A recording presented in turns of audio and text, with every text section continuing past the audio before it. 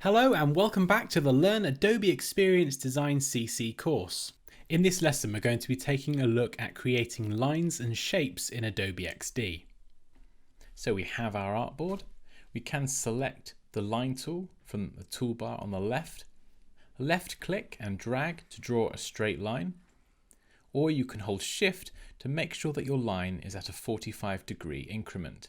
So this is especially useful if you want to create a perfectly horizontal or vertical line. So let's create a line.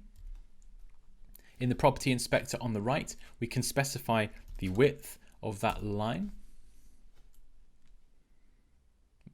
We can also select the color and adjust the sliders to find a color that we're happy with. Or we can specify a hex color with a 6-digit number. We can also reduce the opacity, or we can increase the opacity using this slider. So let's select the rectangle tool. We can left click and drag to create a 4-sided shape. You'll notice that Adobe XD brings up guides to snap objects in place. So we can deselect the border for that and just give that a fill. So let's type in a fill here.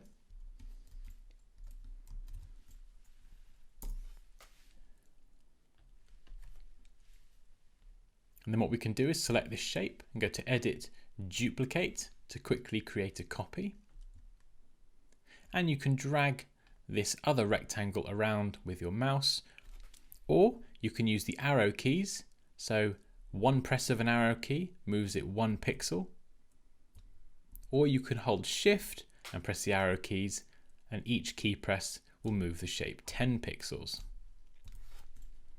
So what you can do is drag this all the way to the right, make sure it snaps in place, drag it up, make sure it snaps against this other shape, and then hold shift and using the arrow keys go 1, 2, 3 to the left, and then 1, 2, 3, 4, 5, 6 down. So this is a good way to make sure that your margins are nice and consistent when designing your screens. So again, let's go to Edit and duplicate that shape, and we'll drag this over to the left. Make sure it lines up against the edge, and holding shift and using the right arrow key this time, 1, 2, 3. So you can see that the margin on the left and the right sides are now equal. And we can just drag this so it snaps in place against that other shape. And we can give this a slightly different fill color.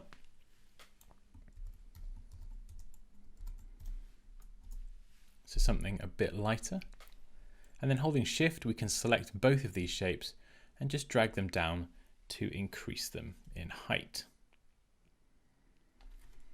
Now we can also select the ellipse tool and left click and drag to create an ellipse, or we can left click and hold shift and drag to create a circle. And we can hold shift and scale this down to make sure that it stays as a circle and doesn't get skewed out of shape. We can deselect the border and select a fill.